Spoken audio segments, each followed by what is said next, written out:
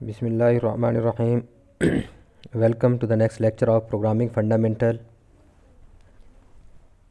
In this lecture, we will discuss about the switch statement with the practical examples of the switch statement.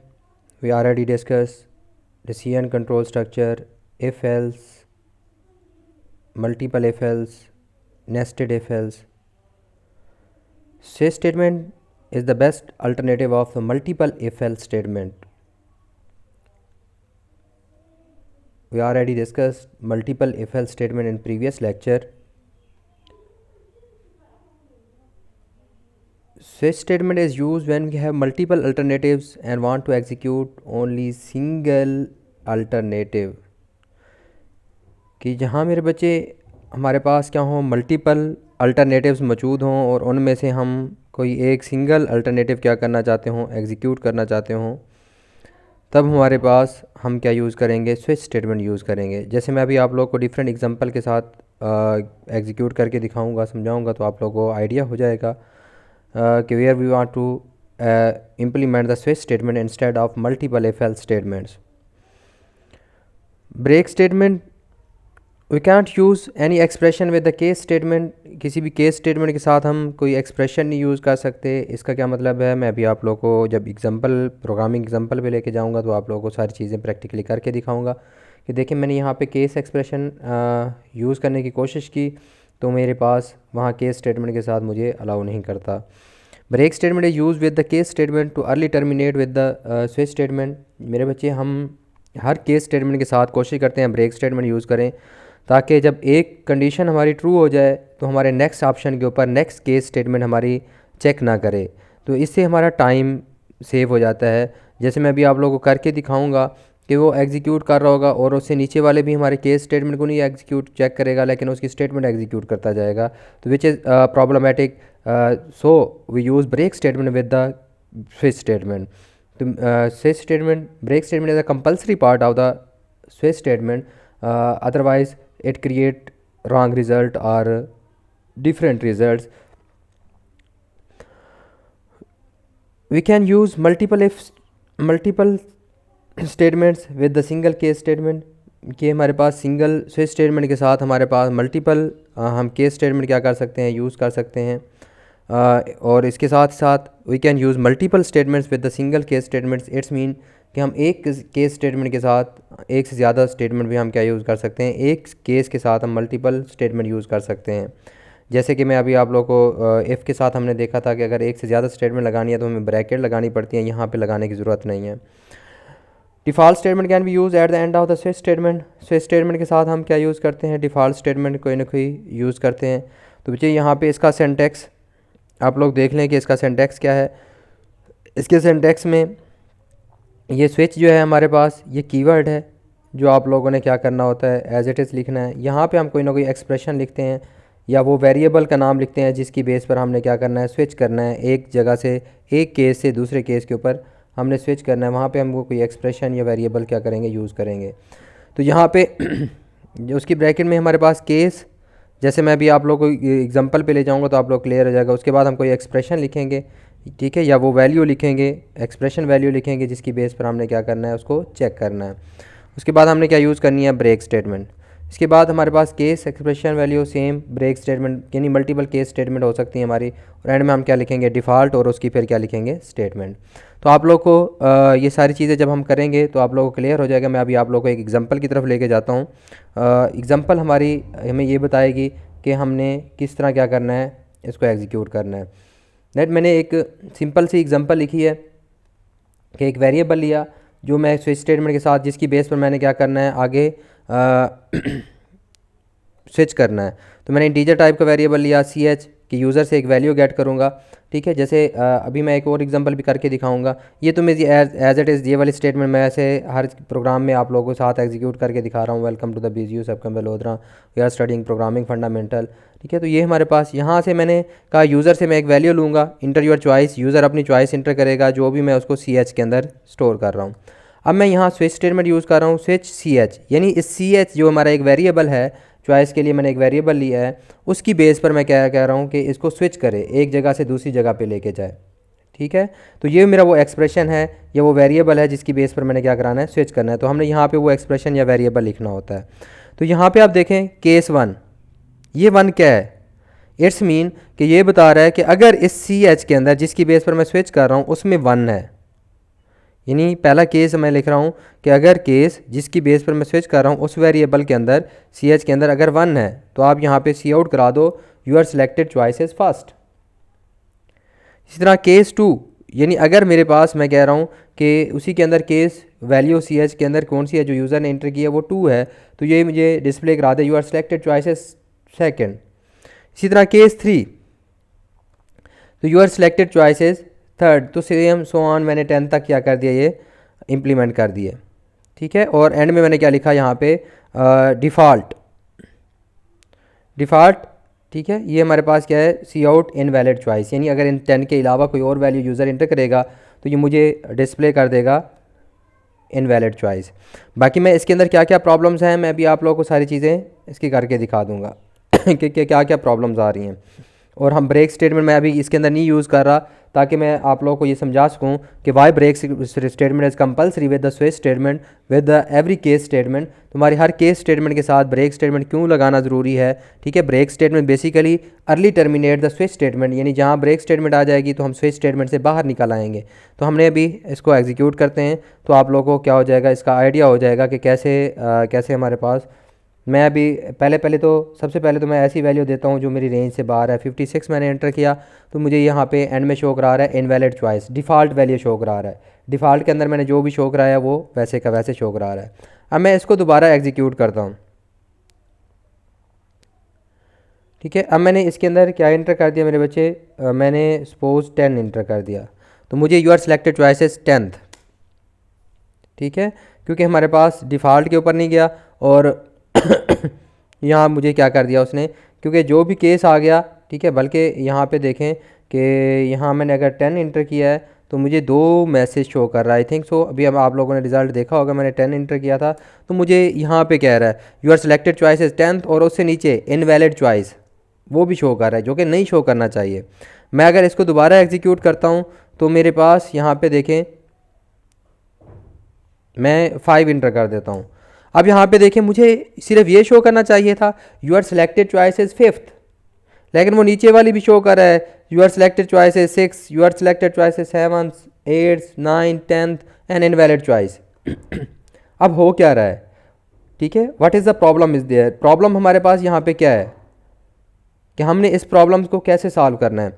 अब मेरे बच्चे वो ये कर रहा है कि जब मैंने यहाँ पे 5 इंटर किया, पहले उसने चेक किया 1 को, केस 1 चेक किया कंडीशन फॉल्स थी, 2 चेक किया फॉल्स थी, 3 चेक किया फॉल्स थी, 4 चेक किया फॉल्स थी, 5th चेक किया कंडीशन ट्रू हो गई, ठीक है। जैसे कंडीशन ट्रू हुई तो उसने इसको भी एग्जीक्यूट कर लिया। आगे उसने केस चेक ही नहीं किए, इसको नहीं चेक किया कि केस 6, उसने उसकी जो स्टेटमेंट थी एग्जीक्यूट होने वाली एग्जीक्यूटेबल स्टेटमेंट सारी एग्जीक्यूट कर दी, यूर सिलेक्टेड चॉइस इज 6, ठीक है। इसी तरह नीचे कोई केस चेक नहीं किया, डिफ़ॉल्ट को भी चेक नहीं किया और यहाँ पे उसने जितनी भी एग्जीक्यूटेबल स्टेटमेंट थी सारी की सारी एग्जीक्यूट कर दी, विच इज़ प्रॉब्लम। ये एक हमारे लिए प्रॉब्लम है। लेकिन हम क्या चाहते हैं, हम चाहते हैं कि हमारे पास क्या करे कि यहाँ पे जो मैं स्टेटमेंट एग्जीक्यूट करना चाह रहा हूँ, ठीक है, सिर्फ उसी को एग्जीक्यूट करे, बाकी सबको स्किप कर दे। यानी अगर मैंने 5th इंटर किया सिर्फ 5th वाली एग्जीक्यूट करे, बाकी को क्या कर दे, स्किप कर दे। मैं क्या लगा दूंगा यहाँ पे, ब्रेक। तो इसका मतलब है मैं उसे यहाँ पे कह रहा हूँ कि अगर ये 5th आता है, ठीक है, तो हमारे पास उसको एग्जीक्यूट करे और स्विच स्टेटमेंट से बाहर निकल आए। अब आप लोग देखिएगा ज़रा, मैं बाकी जगह पे नहीं लगा रहा, बाकी पे अभी सेम वही प्रॉब्लम होगी। अभी मैंने सिर्फ किसके ऊपर ब्रेक लगा दिया, 5th के ऊपर। अगर मैं यहाँ पे वैल्यू क्या इंटर करता हूँ, 5th इंटर करता हूँ, तो अब यहाँ पे your selected choice is 5th, अब इनवैलिड वाला भी गया और सब कुछ ख़त्म। यानी अब हुआ क्या, जब उसने चेक किया ये केस स्टेटमेंट यहाँ पे your selected choice is 5th display करा दिया, आगे ब्रेक आ गया। जैसे ब्रेक आया इसका मतलब है यहाँ स्विच स्टेटमेंट से बाहर निकल गया, स्विच स्टेटमेंट की बॉडी से बाहर। स्विच स्टेटमेंट की बॉडी यहाँ से स्टार्ट हो रही है, ठीक है, और यहाँ से नीचे अगर आप लोग देखते हैं तो यहाँ पे हमारे पास क्या है, स्विच स्टेटमेंट की बॉडी एंड हो रही है, तो उसकी बॉडी से बाहर निकल आया। तो हमने क्या करना है, हम चाहते हैं जब हमारी कंडीशन ट्रू हो जाए तो बस उसको एग्जीक्यूट करे, बाकी को स्किप कर दे, बाहर निकल आए। तो हम क्या करेंगे, सबके साथ यहाँ पे ब्रेक स्टेटमेंट लगा देंगे। तो इसलिए अब आप लोग को आइडिया हो गया होगा कि break statement, why break statement is अभी भी मैं देखो नीचे वाले 6 इंटर करता हूँ तो 6 से नीचे वाले सारे एग्जीक्यूट करेगा, 5th से नीचे वाले नहीं कर रहा क्योंकि 5th के साथ मैंने ब्रेक लगा दिया। अब मैंने 6 इंटर किया, यहाँ पे देखो you are selected choice 6, 7th, 8, 9, 10th and invalid choice, ठीक है, जो कि गलत है। मैंने चॉइस तो सिर्फ 6 इंटर किया है। तो मैं यहाँ पे अब क्या करता हूँ कि मैं सब केस के साथ यहाँ पे जब मैंने केस की उसकी स्टेटमेंट लिख दी, स्टेटमेंट एंड हुई, तो यहाँ पे मैं उसकी एंड स्टेटमेंट के एंड होने के ऊपर क्या लिख दूंगा, ब्रेक स्टेटमेंट लगा दूंगा।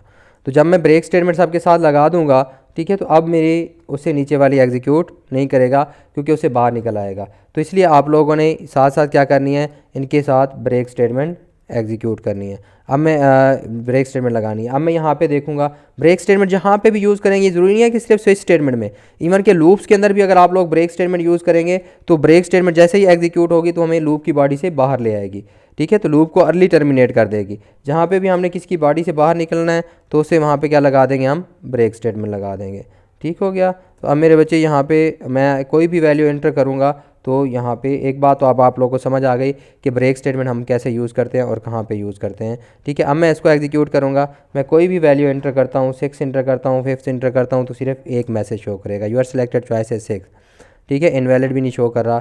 अगर मैं कोई गलत वैल्यू दूंगा, यानी कि 10 से बाहर दूंगा, केस से बाहर वैल्यू दूंगा, तब मुझे वो डिस्प्ले कर देगा कि आपकी वैल्यू जो है इनवैलिड है। तो यहाँ से अब मैं कोई भी वैल्यू एंटर करता हूँ, ये किसकी वजह से हो रहा है, ब्रेक स्टेटमेंट से। मैंने यहाँ पे देखें इनवैलिड चॉइस मैं, क्योंकि मैंने डिफ़ॉल्ट के अंदर शो कराया हुआ है। अब मेरे बच्चे एक बात और जो हमारी उसके ऊपर स्टेटमेंट के ऊपर आप लोग को नज़र आ रही थी, मैंने वहाँ पे लिखा हुआ था कि you can use multiple statement with single case statement. एक केस स्टेटमेंट के साथ मल्टीपल स्टेटमेंट हम क्या यूज़ कर सकते हैं, ठीक है। फॉर एग्जांपल यहाँ पे मैं कहता हूँ कि अगर केस 6 हो, ठीक है, तो यहाँ पे मुझे ये भी शो कराए कि यू आर सिलेक्टेड चॉइस 6 और साथ ये भी लिख दे कि you are selected choice 6, so welcome to our system, ठीक है। तो यहाँ पे देखें मैं कहता हूँ कि ये भी मुझे शो करे 2 स्टेटमेंट, यानी यहाँ पे चलो मैं इसको ख़त्म कर देता हूँ, वेलकम टू आवर सिस्टम। मैं यहाँ पे ऊपर शो करें कि हमारे पास क्या होगा कि you are selected choices 6, welcome to our system. Mean कि जब मैं 6 इंटर करूँ तो मुझे ये 2 स्टेटमेंट, यानी एक स्टेटमेंट के साथ, केस स्टेटमेंट के साथ मैं 2 स्टेटमेंट लगा रहा हूँ, ठीक है। जैसे आप लोगों ने वहाँ पे पढ़ा इफ़ एल्स के अंदर मेरे बच्चे कि अगर एक इफ़ एल्स की मल्टीपल स्टेटमेंट हो गई, एक से ज़्यादा स्टेटमेंट होगी, तो आपको ब्रैकेट के अंदर लिखना पड़ता है, ब्लॉक बनाना पड़ता है। यहाँ ब्रैकेट के अंदर लिखने की ज़रूरत नहीं है। मैं जैसे ही यहाँ पे देखें एग्जीक्यूट करता हूँ, अगर मैं यहाँ पे 6 वाली चॉइस सेलेक्ट करता हूँ 6, तो यहाँ पे देखें you are selected choice 6 and welcome to our system. ये दोनों स्टेटमेंट उसने क्या की, एग्जीक्यूट की। उसके बाद ब्रेक स्टेटमेंट की वजह से टर्मिनेट हुआ। यानी इसका मतलब ये है, ये कंडीशन ट्रू हुई 6 वाली, उसने ये वाली स्टेटमेंट भी एग्जीक्यूट की और उससे नीचे वाली स्टेटमेंट भी एग्जीक्यूट की, और उसके बाद ब्रेक के ऊपर गया तो ब्रेक स्टेटमेंट के साथ क्या हुआ हमारे पास, यहाँ पे उसने ब्रेक करके अर्ली टर्मिनेट कर दिया, बाहर निकल आया स्टेटमेंट, नीचे वाले स्टेटमेंट्स के ऊपर गया ही नहीं। तो हमारा टाइम भी बच गया कि नीचे वाले चेक करने की ज़रूरत ही नहीं पड़ी, ठीक है। तो यहाँ से अब आप लोग देख सकते हैं कि हमारे पास स्विच स्टेटमेंट और ब्रेक स्टेटमेंट का कितना इंपॉर्टेंट रोल है। कि जैसे आप लोग देखते हो कि मोस्टली स्विच स्टेटमेंट के साथ एग्जांपल दिया जाता है, प्रोग्राम दिया जाता है कि जी यूज़र से इनपुट कराएं नंबर ऑफ़ डे, यानी यूज़र अगर 1 इंटर करे तो डिस्प्ले कर दे मंडे और ट्यूसडे सो ऑन, इस तरह। यानी हमारे पास, या यूज़र अगर 1 इंटर करे, ठीक है, इंटर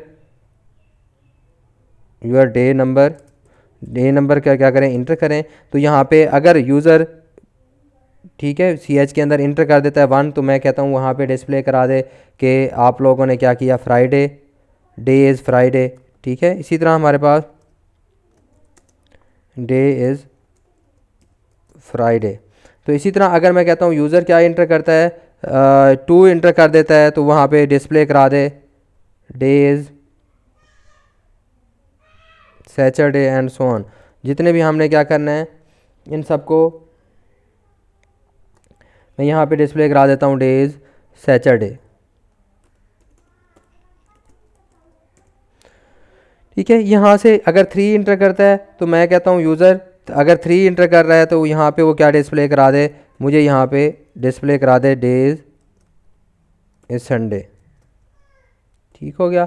तो यहाँ मीन के मोस्टली आप लोग को ये एग्जांपल के तौर पर दिया जाता है। तो आप लोग कोई भी प्रोग्राम बना सकते हो। और यूज़र अगर मैं कहता हूँ 4th इंटर करता है तो यहाँ पे मुझे डिस्प्ले करा दे मंडे, तो यहाँ आप लोग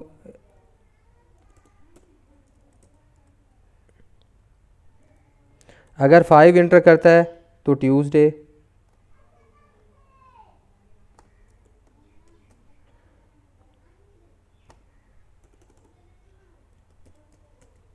ठीक है। इसी तरह अगर मैं कहता हूँ 6 इंटर करता है तो 6 के साथ मुझे यानी डिस्प्ले करा दे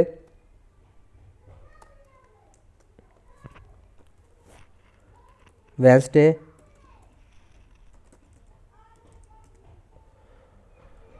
और अगर 7 इंटर करता है तो मुझे डिस्प्ले करा दे जी थर्सडे। ठीक हो गया।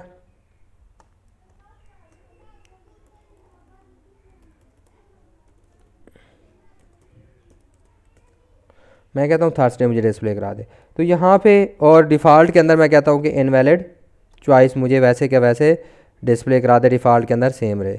तो यहाँ से मैं अब इस प्रोग्राम को एग्जीक्यूट करता हूँ तो देखते हैं हमारे पास कैसे ये प्रोग्राम एग्जीक्यूट होता है।